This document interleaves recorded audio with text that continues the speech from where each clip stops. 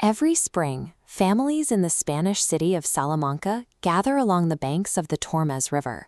It's a peaceful Monday afternoon, the week after Easter, filled with blankets, picnic baskets, and children running through the grass. But if you dig into the 16th century archives, you won't find this gathering described as a wholesome family outing. You'll find it recorded under a much different title, the Party of the Whores.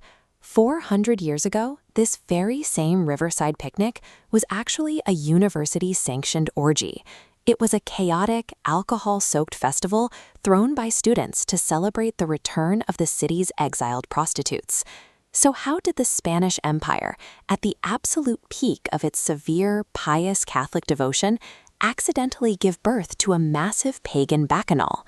In 1543, Salamanca was the intellectual capital of the world. Its university produced the administrators, lawyers, and theologians who ran the Spanish Empire. It was the elite think tank for the crown. But building a global brain trust requires manpower. The city's population was injected with over 8,000 male students. Most of them were wealthy, completely unsupervised, and full of teenage hormones. This demographic imbalance created a deep sociological contradiction. The city functioned as the shining beacon of Western Christendom, while simultaneously operating as the largest brothel in Europe. This delicate balance shattered with the arrival of the deeply religious 16-year-old Prince Philip II. He had come to Salamanca for his royal wedding. Walking the streets, Philip saw rampant, open depravity.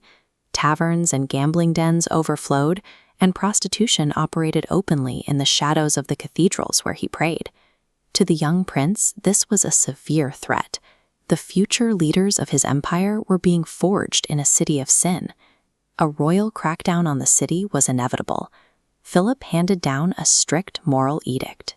During the 40 days of Lent leading up to Easter, the city required total carnal abstinence.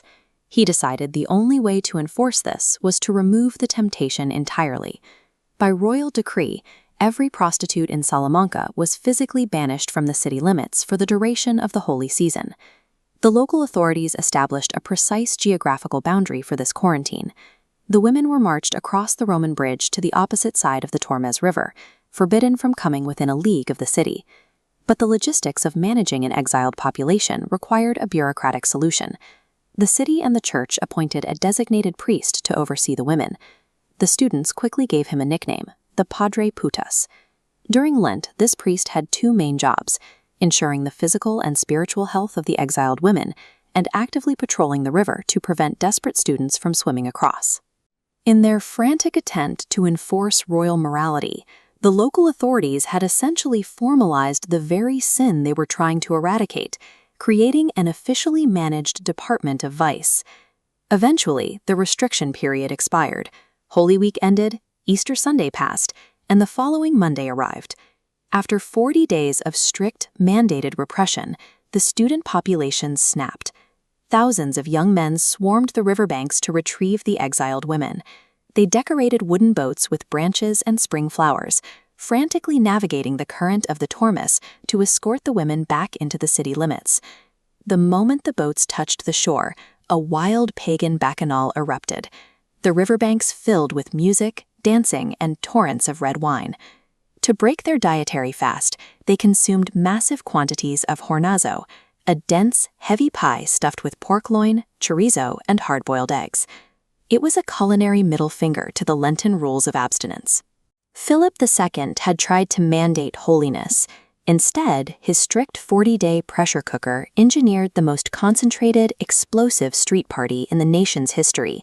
They called it Lunes de Aguas, the Monday of Waters. Centuries passed, the power of the Spanish Empire faded, Philip II died, and the formalized system of regulated prostitution eventually collapsed entirely. The historical justification for the exile disappeared. There was no longer anyone to escort across the river. Yet the student celebration refused to die. Over successive generations, the city whitewashed the festival. They stripped away the taboo elements, the prostitutes and public drunkenness, while keeping the river, the Monday date, and the hornazo pie. The ritual was refilled with a new, socially acceptable narrative, a wholesome family gathering. It shows how human societies preserve the comforting rhythms of their traditions, holding on to the shape of a festival long after its original context becomes culturally unacceptable. Philip II completely failed to purify Salamanca's student population. His edict didn't end the city's vice, it just put it on a schedule. But his piety